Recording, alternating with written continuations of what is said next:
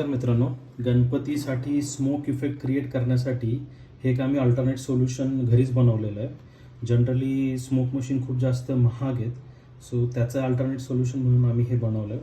तर तुम्ही बघू शकता हे 2 मिस्ट मेकर आपण घेतलेले आहेत आणि हे साधारण तुम्हाला 350-400 रुपयेपर्यंत भेटून जातील. आणि हा एक 12 वोल्टचा फॅन आहे.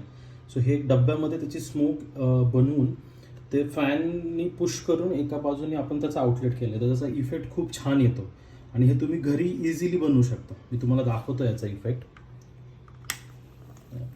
तर ह्याच्यात आता ही स्मोक बनतीये आणि फॅननी ती स्मोक